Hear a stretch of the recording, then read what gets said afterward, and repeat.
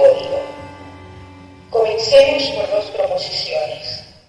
Que la noción de yo es reciente y no debe confundirse con las de sujeto ni subjetividad, y que la escritura es una actividad simbólica y como tal capaz de liberarnos del mundo de los símbolos o de atraparnos en el laberinto de signos de lo simbólico. Hay una mosca. The Fly. El yo es un producto relativamente tardío y se ha definido siempre en términos de conciencia. Digamos que una de las nociones de sujeto está ligada a la de predicado, es decir, el sujeto que habla y por tanto a la muerte, al deseo y al lenguaje. Existen otras que se corresponden con posiciones éticas diferentes, desde el sujeto consciente cartesiano al sujeto del inconsciente. El campo es amplísimo, pero por el momento retengamos la relación entre sujeto, deseo y lenguaje, es decir, retengamos la idea de la palabra poética y como tal, palabra de límite, como transmisora de deseo. Las relaciones entre nombres y objetos, o determinar lo que en el objeto construye su identidad, se liga al significante. Nombrar supone aquí, como en el cratilo platónico, en el comentario de Roland Barthes, las formas de construir nuestra identidad. El sujeto y su identidad aparecen unidos de manera indisolublemente a las paradojas del lenguaje.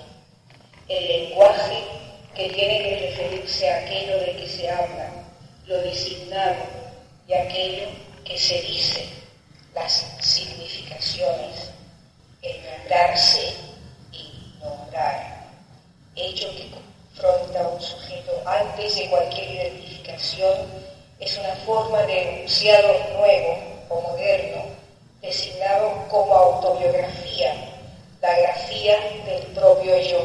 Ahora bien, en lo que quiero insistir es que toda textualidad que construya nuestra identidad y nuestra subjetividad es autobiografía o es autobiográfico, pues están flotantes los elementos que proyectan, construyen y generan valores. No le faltó razón a San Agustín cuando advirtió que los sujetos a menudo decimos cosas que van mucho más lejos de lo que pensamos. Esa es justamente la función de la palabra, que luego, después de Freud, se entiende como una palabra que sobrepasa al sujeto discursante. No es otro el camino desde el siglo XVI y XVII. Petrarca, Gaspar Stampa, Cervantes, Shakespeare, Montaigne, Sor Juana, Garcilaso de la Vega, el Inca, hasta el presente. La reflexividad acumula estratos de percepción, construcción desde diversas latitudes, etnias y géneros. A esta forma de nombrar e identificar llamo reescribir el canon. Y se me permitirá una reflexión en espiral. Identificarse, construirse como sujeto, supone preguntarse por las formas de constitución de los discursos. Y todo discurso aceptado supone que forma parte de un canon. El término, al menos a mí, me produce temblor, dado su contenido teológico. Resumamos sus contornos. Proviene del griego y significa instrumento de medida.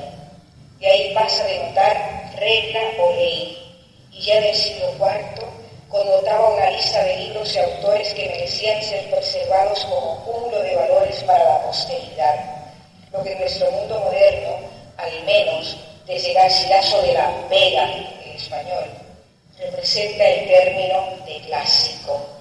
La formación del canon ha sido uno de los puntos modales de la historia, crítica y teorías literarias en los últimos 15 o 20 años. ¿A quién, cómo y por qué se elige el canon? ¿Quién decide el canon? Toda elección se define en función de lo que margina, y la creación de un canon pone en evidencia un proceso selectivo en el cual operan una serie de mecanismos de exclusión, lo cual supone una lucha en varios campos simultáneamente. Campos todos relacionados con el sujeto y la identidad. Otra vez, y perdón, una serie de trastornos cíclicos. No es posible ocultar que en el proceso de selección del canon se han excluido muchas mujeres, a tal punto que solo conocemos un puñado de nombres de Safo al siglo XVIII. Pero este proceso de canonización, ya de por sí reductivo, se complica una vez que la producción escritorial proviene de otros subsectores de exclusión. Sor Juana, sin ir más lejos, cuyas formas de hablar o género denunciado se perciben a la luz de su identificación como sujeto mestizo, también Garcilaso Inca antes, y a su sentimiento de doble nomadismo. Sentimiento, pasión, pérdida, que distingue la escritura de las mujeres de las culturas coloniales, desde Sor Juana a nuestra posmodernidad. Pero llega el momento de hilar muy fino. Nomadismo no es un concepto cualquiera. Lo tomo de Gilles Deleuze y lo reacentúo en otra dirección. No equivale en absoluto a aquel de que todos somos bárbaros, como profirió Lyotard al definir y delimitar su concepto de posmodernidad. No, porque de ninguna manera no todos somos nómadas. Hay seres sedentarios que provienen de montañas, franjas continentales de los sectores marítimos, con sus metrópolis. Hay seres isleños que marcan los caminos de la llamada Gran Historia. Las penínsulas son los primeros personajes del mar, que abren rutas nutricias y van creando a su vez rutas de banca y de cultura en las ciudades. Marcan los destinos colectivos y los movimientos de conjunto. Me atreveré a perseguir en esta metáfora geográfica lo que marca el canon, así como las recodificaciones y sobrecodificaciones. Cada escritura hace una cartografía que se conecta con los movimientos sociales reales. Frente a la expansión que se transforma en sedentaria, tenemos la transhumancia y los centros de incarnaciones, y el nomadismo es rizoma. La escritura de nomadismo doble, a la cual aludo, invierte las direcciones, pone su oriente al oeste, como si la tierra se hubiera vuelto redonda, precisamente desde el margen. El nomadismo ha inventado la máquina de guerra contra el aparato de Estado y forma piezas de rizoma, es decir, multiplicidades, heterogeneidades, textualidades, metamorfosis, androginia. Ya adelanté que el nomadismo rizomático corresponde a las mujeres de las culturas coloniales. Yo misma lo persigo en mi propia escritura. Esta forma de contextualizar se constituye un sistema abierto centrado en las nociones de acontecimiento y simulacro, y a las diferencias y oposición como exponentes del pensamiento de la alteridad y la marginalidad. Pero sigamos este mapa con esmero para alcanzar uno de los agujeros tridimensionales del caos. Una doble espiral cuyas líneas se circunscriben sin cruzarse. Sistema caótico cuyo diseño revela simultáneamente un un orden distinto que ocultan el azar y el desorden.